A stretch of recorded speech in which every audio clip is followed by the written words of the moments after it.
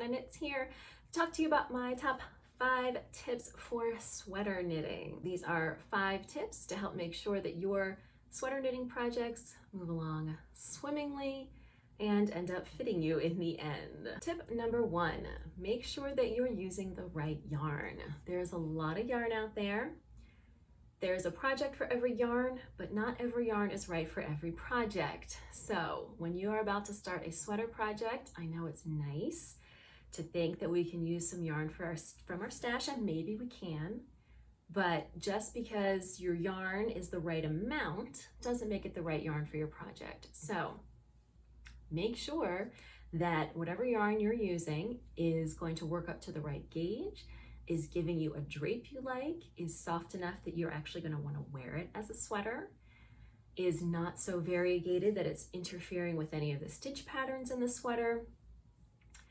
Don't try to force a yarn that really just isn't going to work for your project. Also think about your climate. If you live in Florida, are you going to have a lot of opportunities to wear an Aran or a bulky weight sweater? Even in the winter, maybe not. So even if that pattern, it's all the rage and everyone's knitting it, if that kind of yarn is just not going to work in your environment, don't force it, because you don't want to waste a lot of time knitting a sweater that you're not actually going to wear. So before you do anything, make sure that you are choosing a yarn that is really appropriate for your project, not just a yarn that you happen to have enough of, or a yarn that happens to be the right weight. So pattern plus yarn, it's an important combination. Make sure you get it right. Tip number 2, swatch. Yes, you absolutely have to swatch.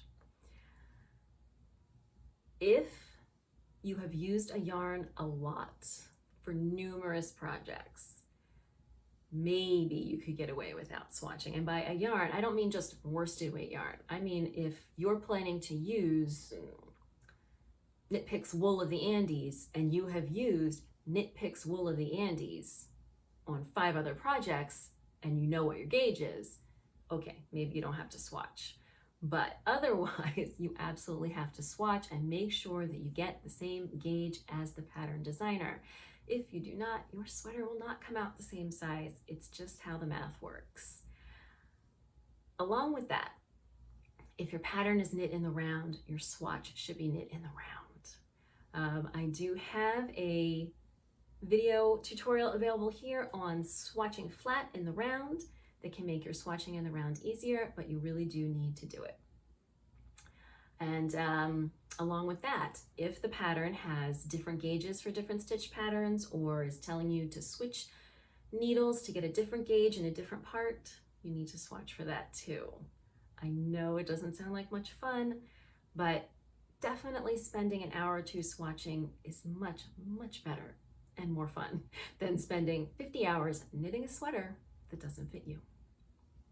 The swatching is also going to help you with tip number 1 about the yarn, because it's going to help you see if your yarn drapes the way that you like, if it is soft enough to wear next to your skin, if the colors in the yarn are going to interfere with your stitch pattern or not. So not just for size, but for size as well. Swatching for your sweater, you got to do it. Tip number 3, figure out your ease in your sweater. So by that I mean, you need to know your body measurements, and you need to know how much bigger or smaller than your body measurements you want your sweater to be. And that's how you pick your size. Again, I have a separate tutorial right over here all about ease and what it means. But basically, you are not going to pick your sweater size based on your bra size. That's what I did when I started knitting. It really doesn't work that way. Most sweaters have some positive ease, not all, but most. And if you are particularly well endowed, you may get a better fitting sweater by knitting a smaller size and adding bust darts to make room for your boobs in the front of the sweater. But to know all of this, You need to take your measurements, and then you need to figure out how much ease you want your sweater to have in order to determine your size. Again, 50 hours knitting a sweater, you want it to fit. So take a little bit of extra time to make sure you know your measurements and to make sure you are picking a size that has the right amount of ease. Designers are often now telling you either a recommended ease or how much ease is being shown on the model, or both. And so that's going to help you figure out how much ease you want. If the model is wearing it with 4 inches of ease and that looks comfortable to you, you probably want yours to have about 4 inches of ease. So don't fixate on a particular number that you think you are. Make sure you are taking into account your actual measurements and how much ease you want in your sweater. Tip number 4 for sweater knitting is to go ahead and fix mistakes or things that don't look quite right away. Don't assume it's going to block out. Don't assume that you're not going to notice it when the sweater is done. Whatever it is, you put a stripe in and you don't like it, you are using multiple colors and one of them isn't working, you miscrossed a cable, fix it right away. You are not going to be happier with it once the sweater is done. If it's bothering you now, it's going to bother you later. It's probably going to bother you more later, and it's going to be harder to fix. So don't fool yourself into thinking that once the sweater is done and complete and pretty, you're going to be satisfied with it. You're probably not, whatever the mistake is. And it's much, much easier to fix a mistake right away than it is to keep knitting and I'll just see how it looks when I... Don't fool yourself. Fix those mistakes right away. The last tip I have for your sweater knitting is to make sure that you wash and block your sweater and use wool soap.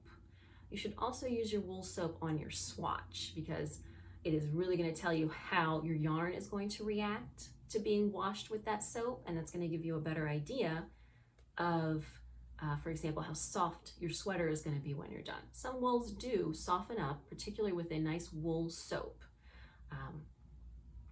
And you want to know about that when you're swatching. But most importantly, very few things look great right off the needles. And even if it does, you've kind of been carrying your sweater around for a couple of months in a bag. It's sitting in your lap while you're, I don't know, eating your lunch, or your kids are playing around, or you're sitting on the beach, or you're at the baseball game. It has been out and about and it needs to be washed. So use a good quality wool soap. I personally like both Euclid and the Kookaburra wool wash are both very nice, and they also smell very nice. But there are a variety of other wool washes out there as well. There's unicorn fiber wash, and there's soak, and I think there's even a couple of other ones, and I haven't come across any that don't work.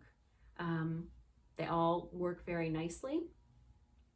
So, don't use nothing, and don't use, I don't know, human hair shampoo or whatever else you might use. Make sure you're using a wool soap, and then make sure you block your sweater. Now, that doesn't necessarily mean stretching your sweater like a shawl to within an inch of its life, but make sure you're laying it flat to dry, smoothing it out, check that schematic, push it gently, again, not stretching, but smooth it out into the correct dimensions. Make sure that, if there are cables, they're opening up. Make sure if there's ribbing, it's not stretching too much, things like that. A lot of times once you have washed your sweater and it's wet, the sleeves might stretch out a little too much and get a little too long. So once you've laid it flat, you might want to stretch the sleeves a little bit widthwise to pull some of that width back up. It's just the weight of the water is going to pull it down. So just take the time to finish off your sweater project nicely by giving it an appropriate bath and then smoothing it out, blocking it to the correct dimensions so that once it's all done, it is going to do all of your hard work justice. All right, those are my top 5 tips for sweater knitting success. And I hope you will come check out the Sweater-A-Long starting August 9th. I will include a link in the description box down below so you can find more details about that.